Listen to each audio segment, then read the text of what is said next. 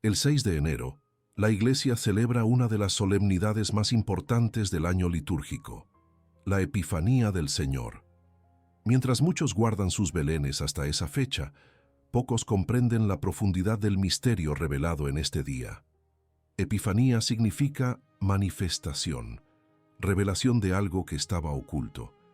Es el momento en que Dios elige mostrarse al mundo de una forma extraordinaria, rompiendo el velo entre lo divino y lo humano. Esta no es una fiesta común, es una solemnidad, la celebración de más alto grado en la Iglesia Católica, equiparada a la Navidad y a la Pascua. Mientras que en Navidad celebramos el nacimiento de Jesús en un humilde pesebre, en la Epifanía contemplamos tres manifestaciones poderosas que revelan quién es realmente ese niño. La visita de los Reyes Magos de Oriente, que muestra a Cristo como luz de las naciones. El bautismo en el río Jordán, donde la Santísima Trinidad se revela por primera vez en la historia. Y las bodas de Caná, donde Jesús realiza su primer signo público y manifiesta su gloria. En el Oriente cristiano, la Epifanía se celebra con aún más solemnidad que la propia Navidad. Para los cristianos ortodoxos y católicos orientales, este día marca el verdadero inicio de la manifestación salvadora de Cristo al mundo.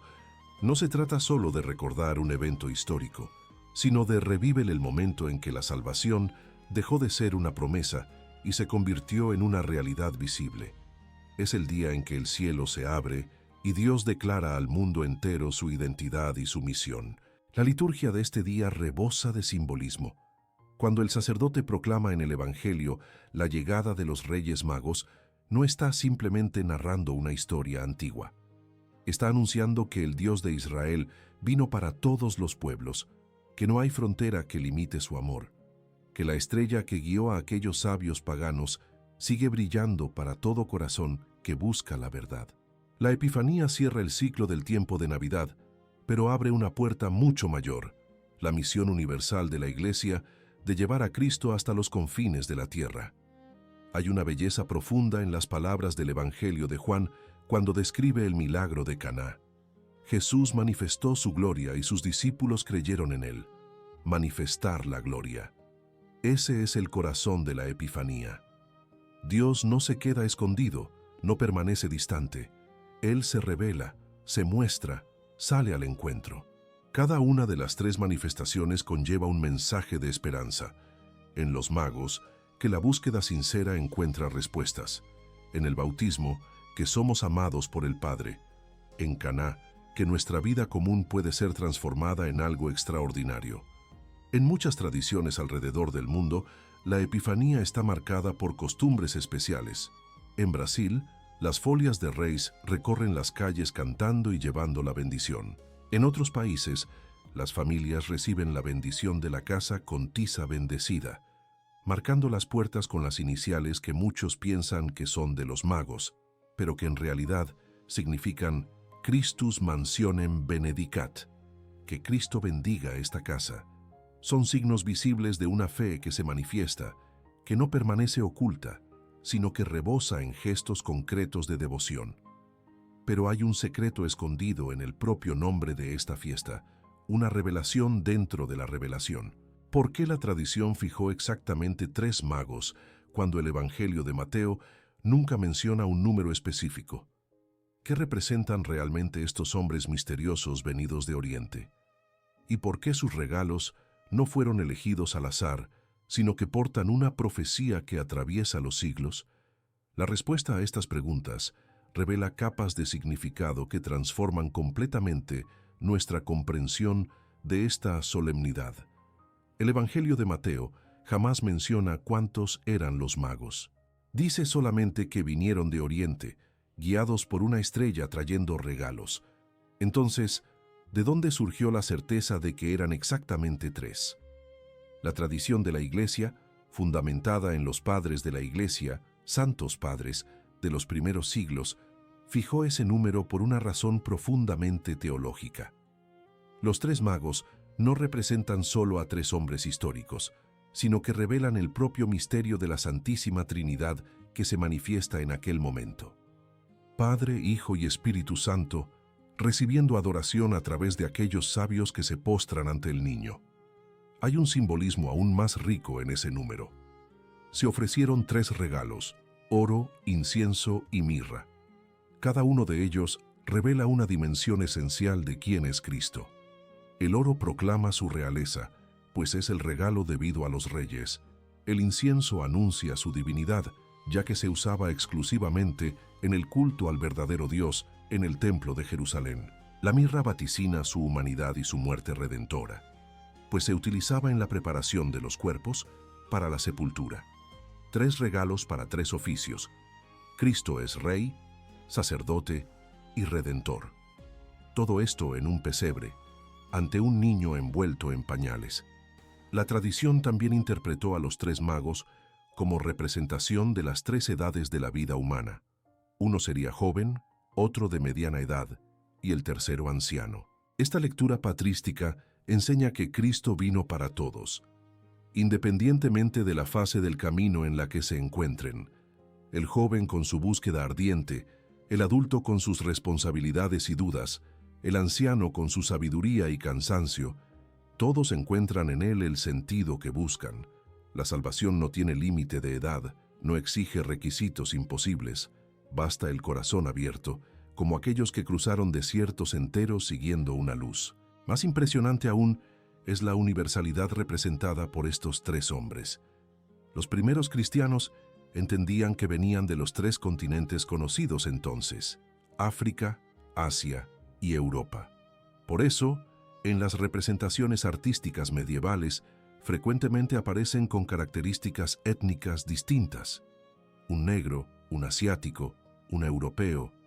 Esta diversidad no es accidental, es la afirmación poderosa de que la luz de Cristo alcanza a todas las naciones, todas las razas, todas las culturas. El Dios que se reveló a Israel ahora se manifiesta a los gentiles, a los paganos, a los que estaban lejos. Existe un pasaje poco conocido en la primera carta de Juan que cobra un nuevo significado cuando contemplamos la Epifanía. 3 son los que dan testimonio en el cielo: el Padre, la Palabra y el Espíritu Santo, y estos 3 son uno. 3 testigos divinos, 3 manifestaciones en la Epifanía, 3 magos que reconocen y adoran. El número 3 atraviesa toda esta solemnidad como un hilo dorado tejiendo el misterio de la revelación trinitaria. No es numerología mística, sino teología profunda, expresada en símbolos que hablan tanto a la mente como al corazón. La elección de 3 magos también conlleva un mensaje sobre la fe que busca comprender. Eran estudiosos de los astros, conocedores de ciencias antiguas, hombres que no aceptaban respuestas fáciles. Buscaban la verdad a través de la razón, de la observación, del estudio. Y fue exactamente a ellos a quienes Dios se reveló. La fe católica nunca ha tenido miedo de la inteligencia, nunca pidió que apagáramos la mente para encender el corazón. Estos 3 sabios enseñan que la búsqueda sincera de la verdad, cuando se hace con humildad, siempre conduce a Cristo. Y los regalos que trajeron conllevan capas de significado aún más sorprendentes.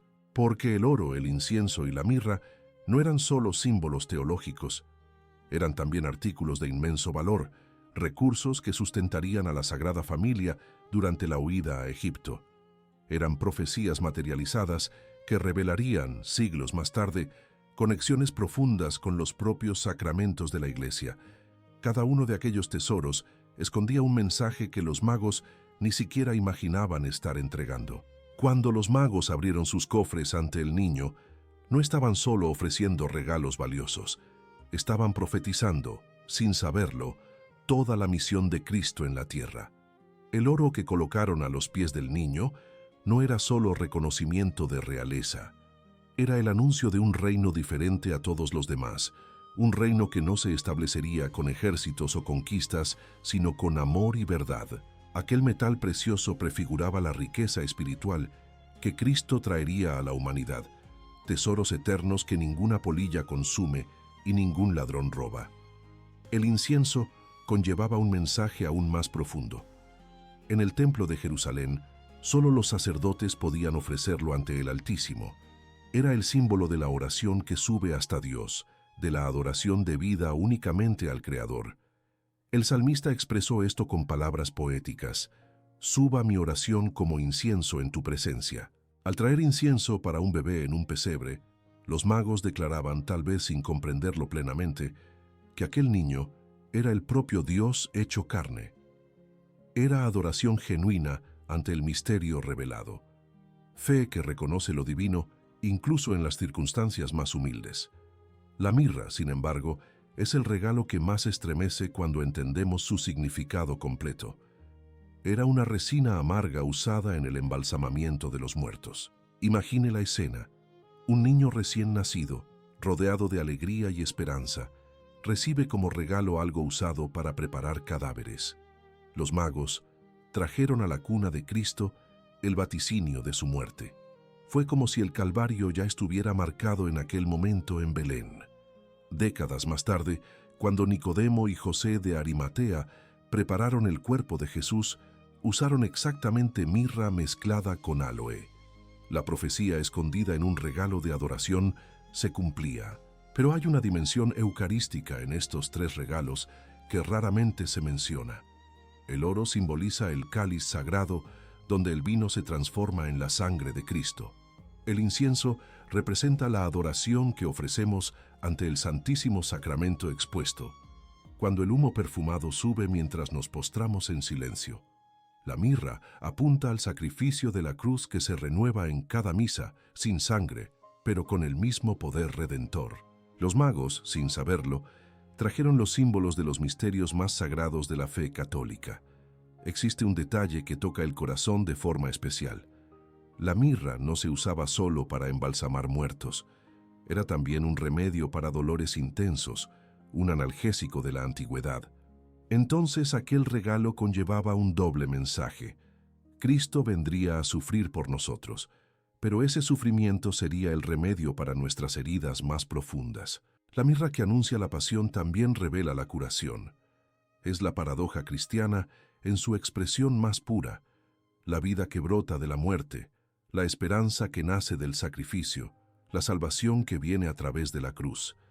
Si alguna vez ha vivido un momento donde Dios habló a través de algo sencillo, donde un detalle aparentemente sin importancia reveló un significado profundo, comprende un poco lo que sucedió en aquel pesebre. Los signos de Dios muchas veces están escondidos en los detalles, en las cosas que pasarían desapercibidas si no nos detuviéramos a contemplar. Los magos trajeron regalos que eran profecías materializadas, mensajes cifrados que solo cobrarían pleno sentido décadas después, cuando aquel niño completara su misión. La tradición enseña que estos tesoros también tuvieron una función práctica inmediata. Fueron ellos los que sustentaron la huida de José y María, Nuestra Señora, a Egipto, cuando Herodes decidió matar a todos los niños de Belén. Dios proveyó a través de aquellos sabios de Oriente los recursos necesarios para proteger a su hijo: oro para pagar la jornada, incienso y mirra para comerciar en una tierra extranjera. La profecía y la providencia caminando juntas, como siempre ocurre en los planes divinos que cuidan tanto de lo eterno como de lo inmediato. La estrella que guió a los magos es uno de los elementos más fascinantes del relato de la Epifanía. Durante siglos, astrónomos y teólogos han buscado explicaciones para este fenómeno extraordinario. Algunos estudiosos apuntan a la conjunción planetaria entre Júpiter y Saturno que ocurrió entre los años 7 y 6 a.C., un evento raro que habría creado un brillo intenso en el cielo nocturno. Otros sugieren que podría haber sido un cometa, una supernova o incluso una estrella que apareció y desapareció conforme a los propósitos divinos. La ciencia investiga, calcula, propone teorías, pero el misterio permanece más grande que todas las explicaciones. Lo más intrigante es que esa estrella ya había sido profetizada siglos antes. El profeta Balaam, en un episodio registrado en el libro de los Números, declaró: «De Jacob subirá una estrella, de Israel avanzará un cetro». Aquellas palabras antiguas resonaron a través de los tiempos hasta materializarse en aquella luz que atravesó el cielo de Oriente. Los magos, conocedores de las Sagradas Escrituras y de las profecías antiguas, reconocieron en la estrella el cumplimiento de una promesa milenaria. No estaban siguiendo solo un fenómeno astronómico, sino respondiendo a una llamada que atravesaba generaciones. Sin embargo, hay algo en la descripción del Evangelio de Mateo que desafía cualquier explicación puramente natural. El texto sagrado dice que la estrella iba delante de ellos, y cuando llegaron al lugar donde estaba el niño, la estrella se detuvo. Ningún cuerpo celeste se comporta así. Las estrellas no caminan delante de los viajeros como una antorcha guiando por el desierto. No se detienen sobre casas específicas. Este detalle crucial revela que, independientemente de qué fenómeno astronómico haya iniciado el viaje, hubo claramente una intervención sobrenatural, un guía divino que condujo a esos hombres hasta el destino exacto. El libro del Apocalipsis ofrece una clave de lectura profunda cuando Cristo se identifica como la estrella radiante de la mañana. La estrella física que brilló sobre Belén era signo y símbolo de aquel que es la verdadera luz del mundo.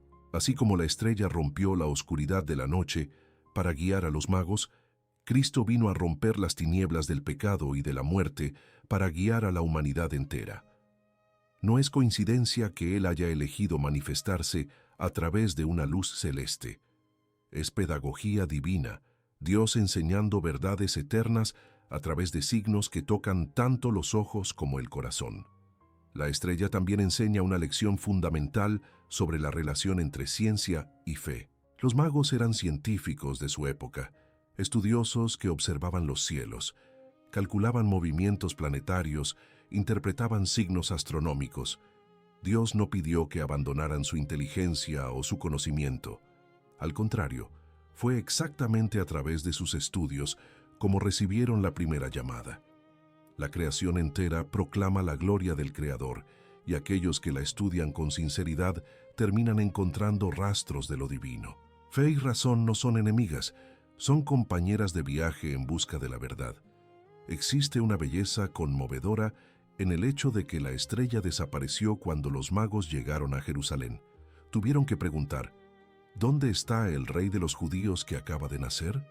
La luz celestial los trajo hasta allí, pero la última etapa exigió humildad para buscar ayuda, valentía para preguntar, disposición para confiar en indicaciones humanas. A veces, Dios retira los signos espectaculares para que aprendamos a caminar también por la fe sencilla, por la confianza que no depende de prodigios constantes. Y cuando salieron de Jerusalén rumbo a Belén, la estrella volvió a aparecer, provocando una gran alegría. Esa estrella continúa brillando de formas diferentes para cada generación. Para algunos, es un hallazgo científico que revela el orden divino en el cosmos. Para otros, es un momento de gracia que ilumina el camino en medio de la confusión. Para muchos, es la búsqueda sincera de la verdad que, persistiendo con honestidad, inevitablemente conduce a Cristo. La estrella de los magos no se apagó hace 2000 años. Solo asumió nuevas formas, continúa llamando, continúa guiando a todo corazón que, como aquellos sabios antiguos, está dispuesto a dejarlo todo para seguir la luz. ¿Por qué la Epifanía se celebra exactamente el día 6 de enero? La respuesta a esta pregunta revela capas fascinantes de la historia de la Iglesia y de la liturgia cristiana. Esta fecha tiene raíces profundas en la tradición oriental de los primeros siglos, cuando las comunidades cristianas de Oriente celebraban en este día tanto el nacimiento como el bautismo de Jesús. Era una fiesta única, grandiosa, que marcaba el inicio de la manifestación salvadora de Cristo al mundo. Solo más tarde, con el desarrollo del calendario litúrgico en Occidente, el nacimiento y la manifestación se separaron en dos celebraciones distintas. Los 12 días que separan la Navidad de la Epifanía conllevan un simbolismo rico que no puede ser ignorado.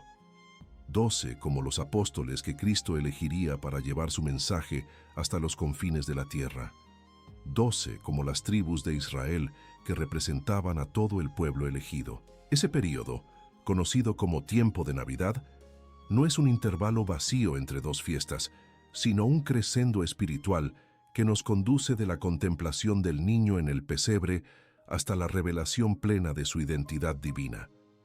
Es como si la liturgia nos hiciera revivir aquellos primeros días de la Encarnación, preparando nuestro corazón para comprender lo que realmente sucedió. La elección del 6 de enero también está ligada a los antiguos calendarios y a las tradiciones que marcaban el solsticio de invierno. Para los pueblos del hemisferio norte, era el periodo en que la luz comenzaba a vencer a las tinieblas. Los días volvían a crecer después de la noche más larga del año. La Iglesia, con sabiduría pedagógica, no rechazó estas marcas naturales del tiempo, sino que las llenó de un nuevo significado.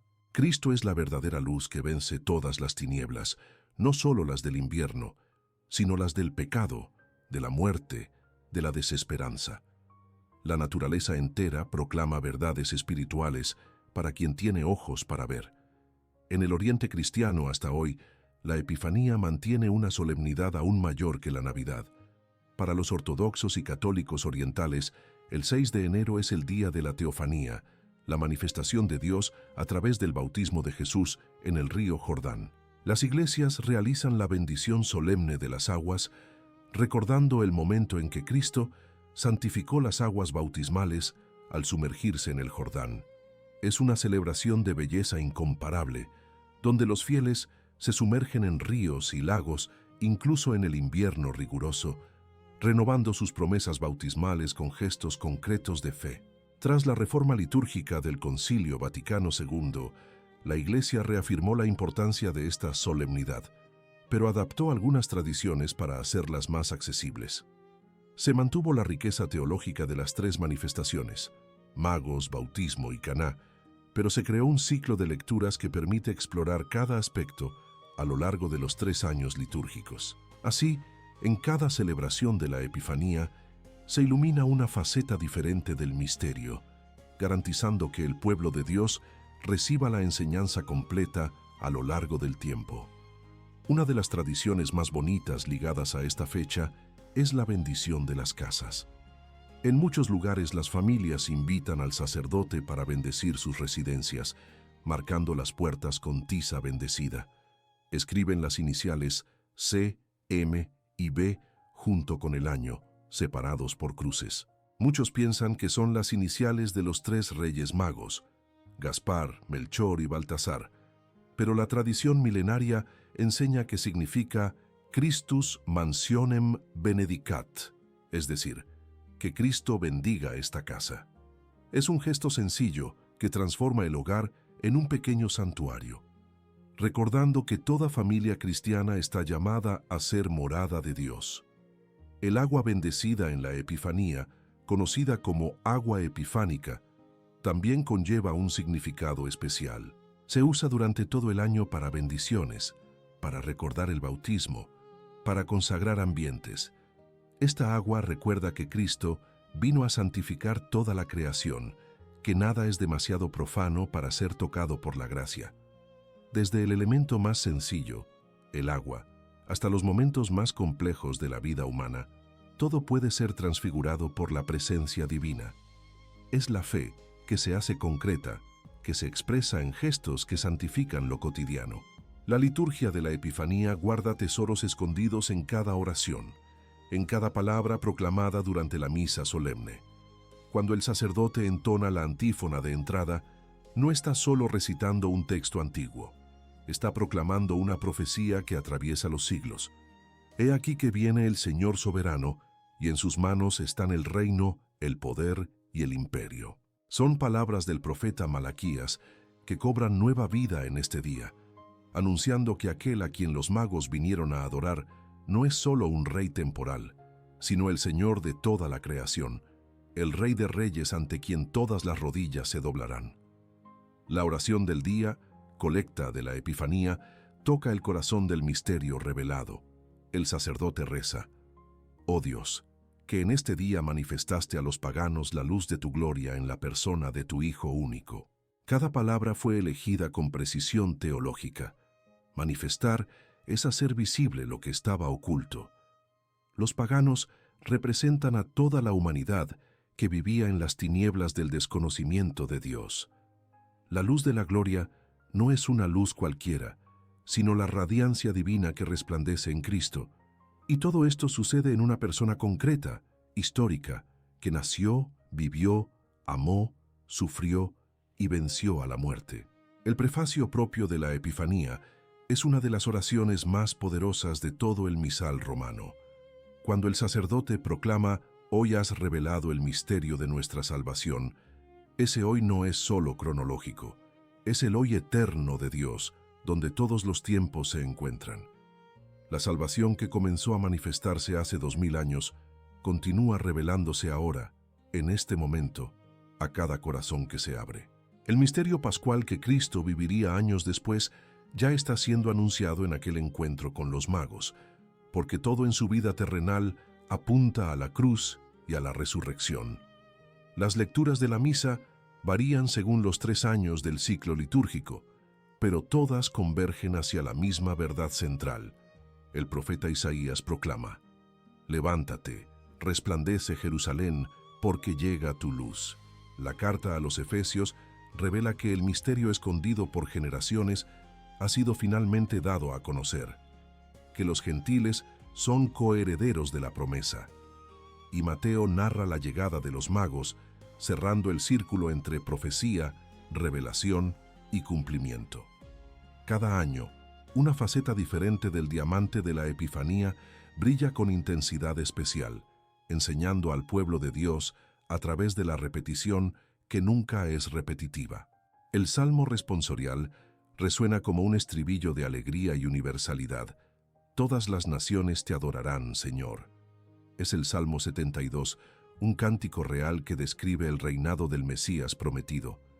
Cuando la asamblea responde este estribillo, no está solo cantando palabras bonitas, está profetizando, declarando que llegará el día en que toda rodilla se doblará y toda lengua confesará que Jesucristo es el Señor.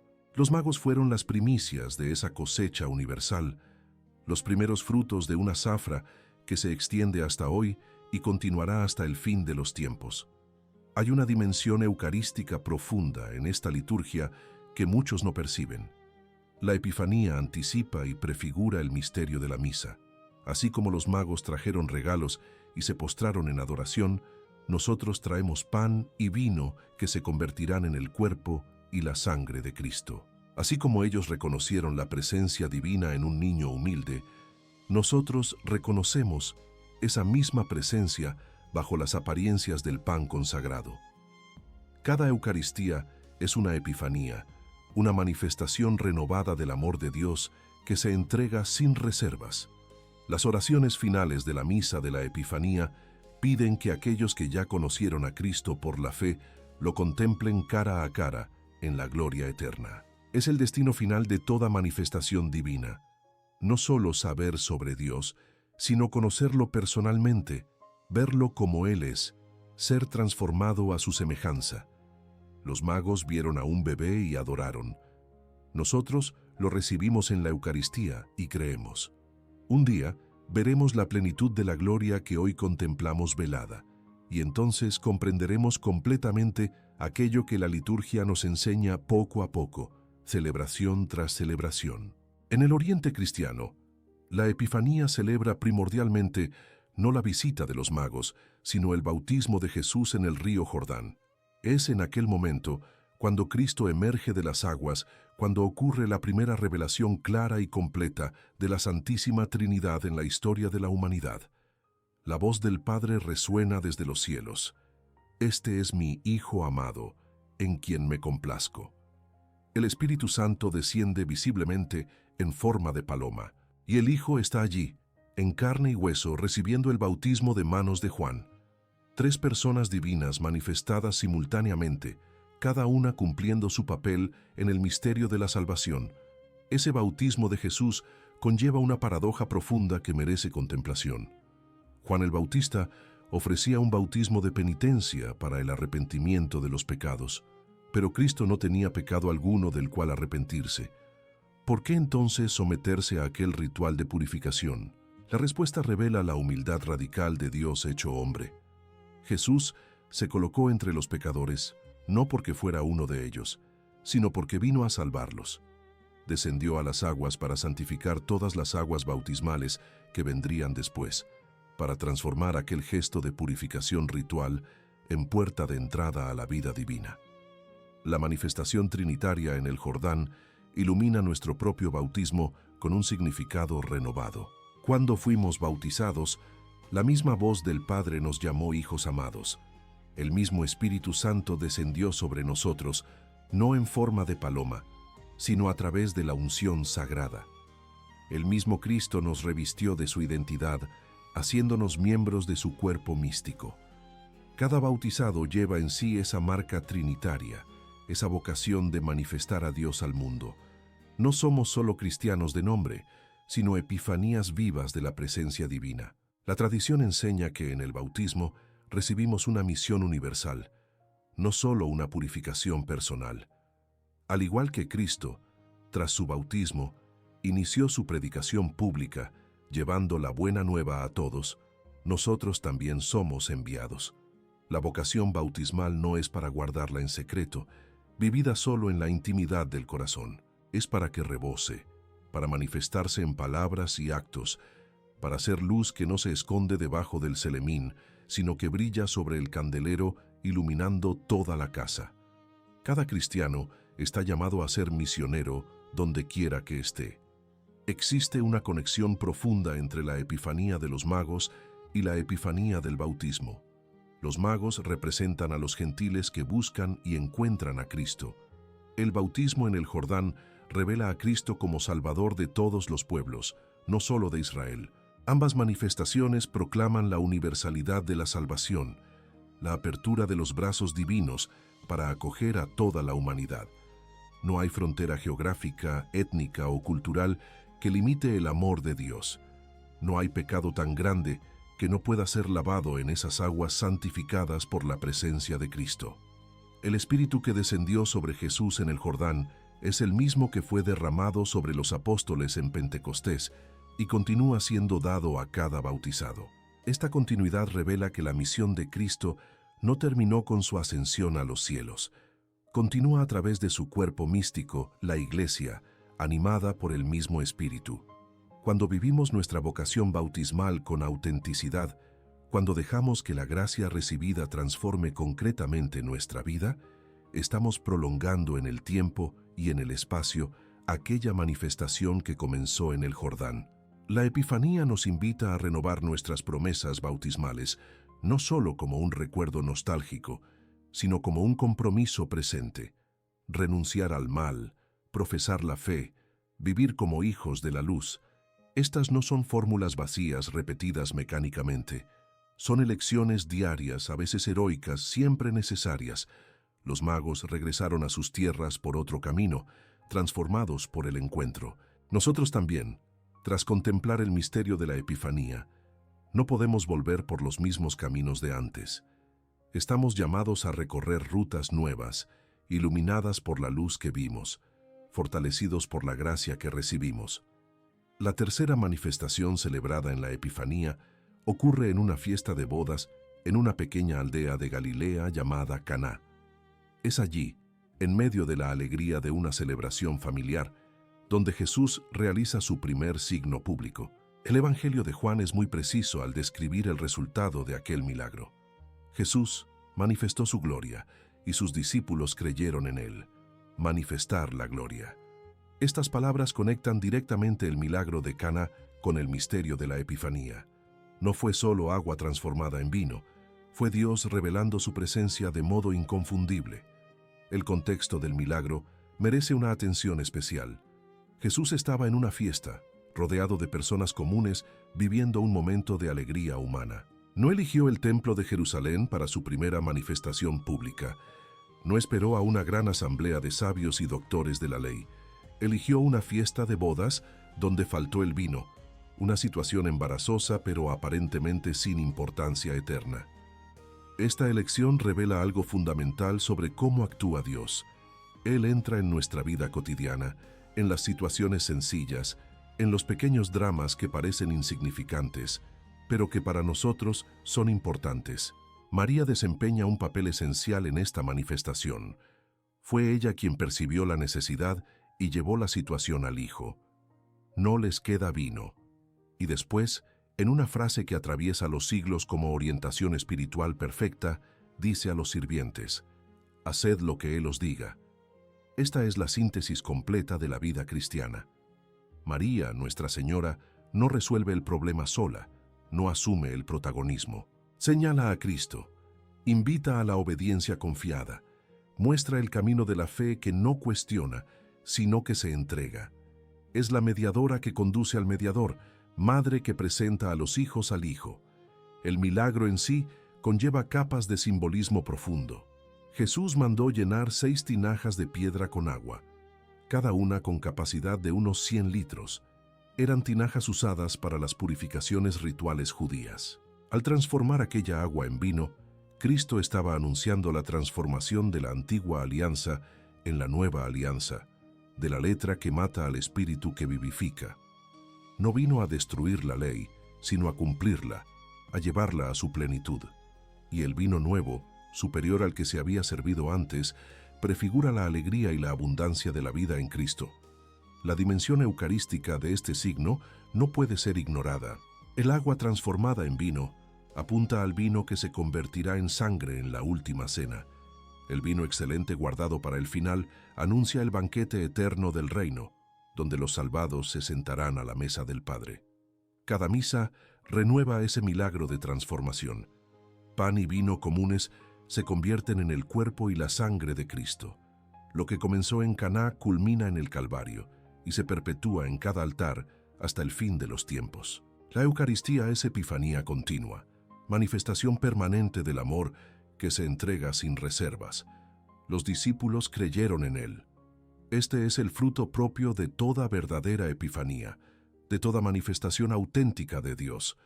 No es simplemente quedarse impresionado con un prodigio, no es admiración superficial ante lo extraordinario. Es fe genuina, confianza que transforma la vida, entrega que reorienta toda la existencia. Aquellos discípulos vieron la gloria de Cristo revelada en un gesto de generosidad y belleza. Vieron que Dios se preocupa por las alegrías humanas, que no es indiferente a nuestros pequeños dramas, que vino a traer vida abundante en todas las dimensiones. La catequesis de Caná continúa resonando para cada generación de cristianos. Nuestra vida está llamada a ser como aquella agua en las tinajas, disponible, abierta a la transformación, lista para ser usada por Dios de modos que jamás imaginaríamos. El milagro no ocurre con agua que permanece en los pozos o en los ríos. Ocurre con agua que fue colocada en las tinajas conforme a la orden de Cristo, traída por los sirvientes obedientes. Así también con nosotros. La transformación viene cuando nos ponemos a disposición, cuando obedecemos incluso sin entender completamente, cuando confiamos en que Él sabe lo que está haciendo.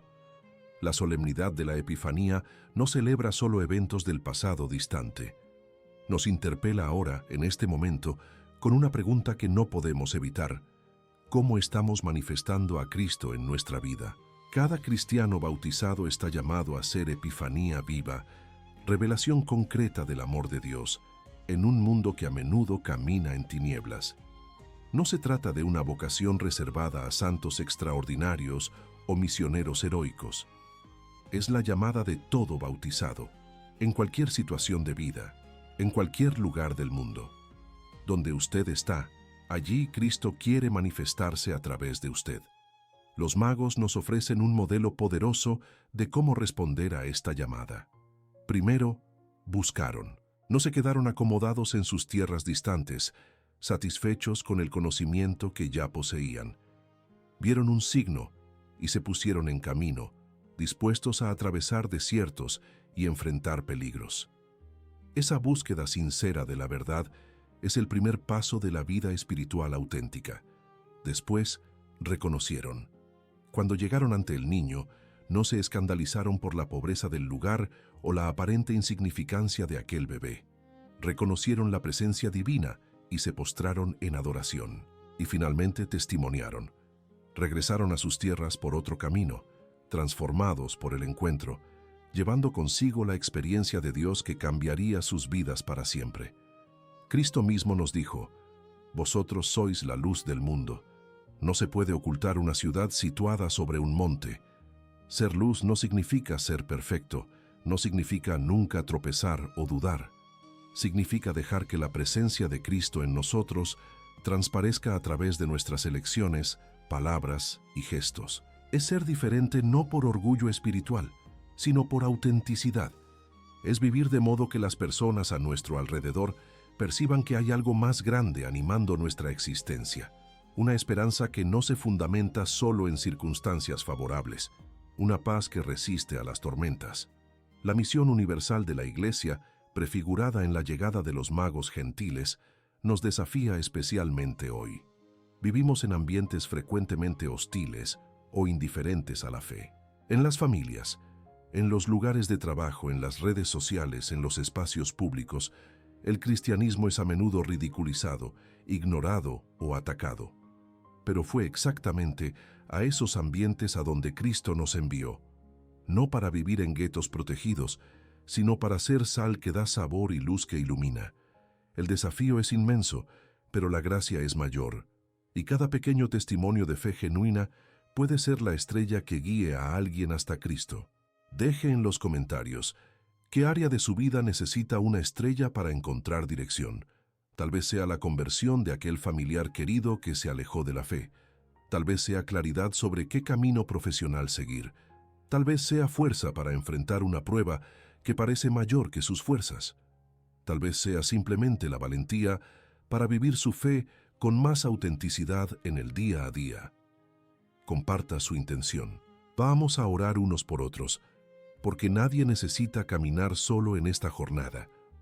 La estrella que guió a los magos continúa brillando de formas diferentes para cada uno de nosotros.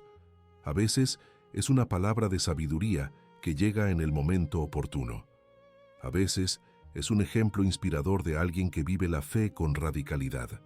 A veces es un dolor que nos obliga a buscar un sentido más profundo. A veces es simplemente la atracción suave de la gracia, esa llamada interior que no podemos explicar, pero sabemos que es verdadera. Dios continúa manifestándose, continúa llamando, continúa conduciendo. Nuestra parte es estar atentos, ser dóciles, tener la valentía de seguir incluso cuando el camino parece incierto. El propósito renovado que la Epifanía nos ofrece es este: dejar que la gloria de Dios transparezca en nosotros, no nuestra gloria, no nuestros méritos, no nuestras conquistas. La gloria de Él brillando a través de nuestras fragilidades y limitaciones. Como aquellas tinajas de piedra en Caná, somos vasijas comunes, nada especiales en nosotros mismos. Pero cuando nos ponemos a disposición de Cristo, cuando dejamos que Él actúe en nuestra vida, cuando obedecemos incluso sin entender completamente, entonces ocurre la transformación y nuestra existencia ordinaria se vuelve extraordinaria, no por lo que somos, sino por quien habita en nosotros y se manifiesta a través de nosotros. La Epifanía del Señor culmina con una invitación que atraviesa 2000 años de historia y llega hasta nosotros con una urgencia renovada. Id y haced discípulos a todas las naciones. No es una sugerencia gentil, es una llamada misionera concreta. Los magos vinieron de Oriente buscando al Rey de los judíos, encontraron al Salvador del mundo y regresaron transformados. Ahora es nuestro turno de llevar esa luz adelante, de ser puentes entre Cristo y aquellos que aún lo buscan sin saberlo, de manifestar en nuestro tiempo y contexto el mismo amor que se reveló en Belén, en el Jordán y en Caná. La liturgia de la Epifanía es una escuela de fe para quien desea aprender.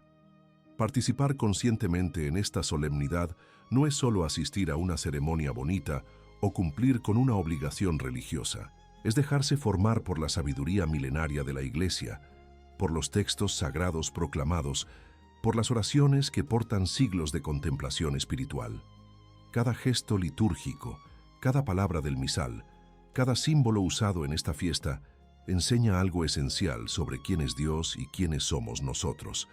Es pedagogía divina traducida en ritos que tocan no solo la mente, sino todos los sentidos.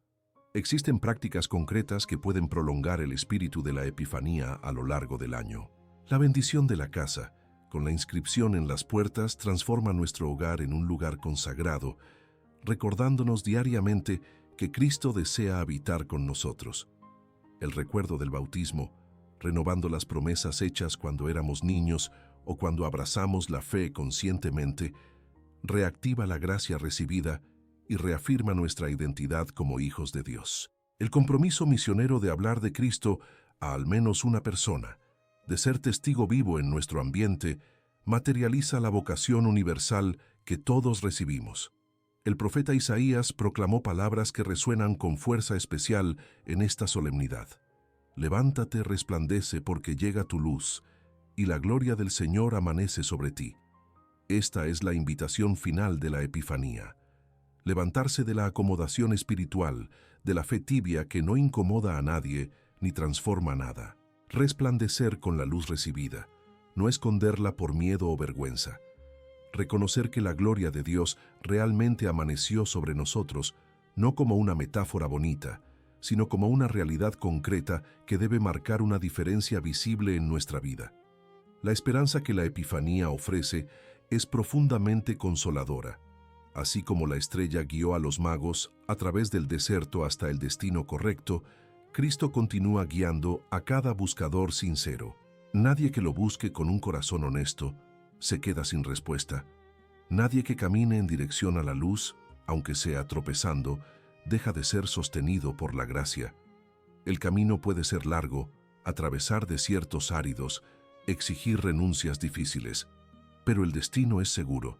El encuentro cara a cara con aquel que es la luz del mundo, la estrella radiante de la mañana, el deseo de todas las naciones, que nuestra vida entera se convierta en una epifanía continua de la presencia de Dios, que nuestras palabras revelen la verdad que habita en nosotros, que nuestros gestos manifiesten el amor que recibimos, que nuestras elecciones proclamen en qué reino realmente creemos.